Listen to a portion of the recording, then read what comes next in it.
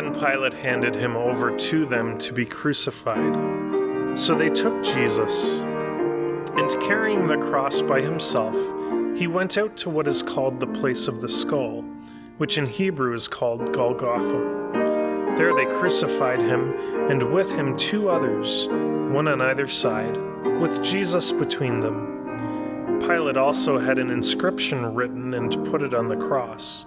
It read, "Jesus of Nazareth, the King of the Jews." Many of the Jews read this inscription because the place where Jesus was crucified was near the city, and it was written in Hebrew, in Latin, and in Greek. Then the chief priests of the Jews said to Pilate, "Do not write the King of the Jews, but this man said, 'I am the King of the Jews.'" Pilate answered, "What I have written, I have written." When the soldiers had crucified Jesus, they took his clothes and divided them into 4 parts, one for each soldier. They also took his tunic. Now the tunic was seamless, woven in one piece from the top.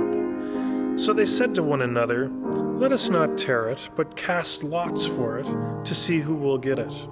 This was to fulfill what the scripture says.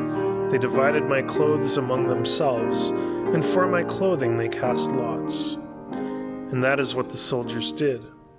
Meanwhile, standing near the cross of Jesus were his mother and his mother's sister, Mary the wife of Cleopas, and Mary Magdalene. When Jesus saw his mother and the disciple whom he loved standing beside her, he said to his mother, "Woman, here is your son." Then he said to the disciple, "Here is your mother." And from that hour the disciple took her into his home. After this, when Jesus knew that all was now finished, he said, in order to fulfill the scripture, "I am thirsty." A jar full of sour wine was standing there. So they put a sponge full of the wine on a branch of hyssop and held it to his mouth. When Jesus had received the wine, he said, "It is finished." Then he bowed his head and gave up his spirit. Since it was the day of preparation, the Jews did not want the bodies left on the cross during the Sabbath, especially because that Sabbath was a day of great solemnity. So they asked Pilate to have the legs of the crucified men broken and the bodies removed. Then the soldiers came and broke the legs of the first and of the other who had been crucified with him. But when they came to Jesus and saw that he was already dead, they did not break his legs. Instead, one of the soldiers pierced his side with a spear, and at once the blood and water came out. He who saw this has testified, so that you may believe. His testimony is true, and he knows that he tells the truth. These things occurred so that the scripture might be fulfilled. None of his bones shall be broken. And again, another passage of scripture says, "They will look on the one whom they have pierced."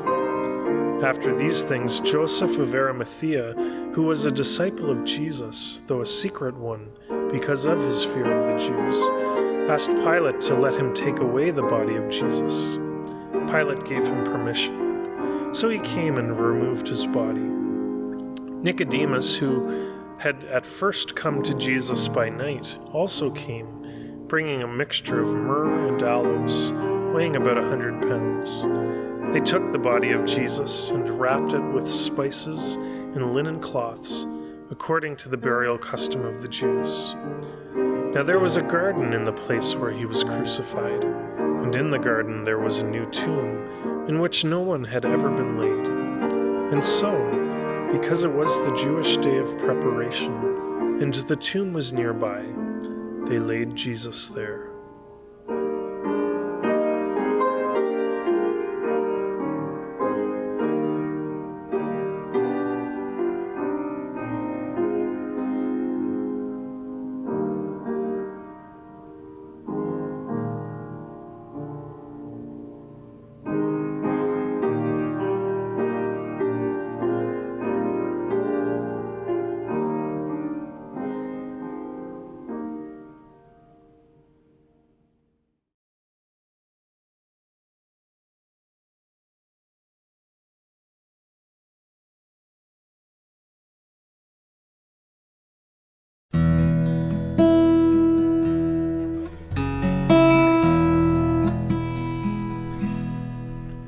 How deep the Father's love for us, how vast beyond all measure,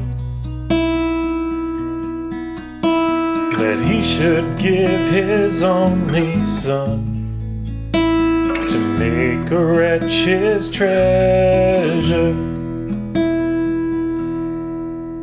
How great the pain of searing loss, the Father turns his face away. His wounds which mar the chosen one bring many more to glory.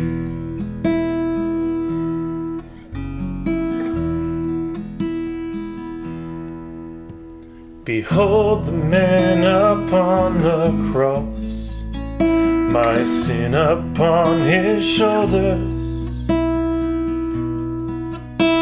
Ashamed I hear my mocking voice cry out among the scoffers. It was my sin that held him there until it was accomplished. His dying breath has brought me life. I know that it is finished.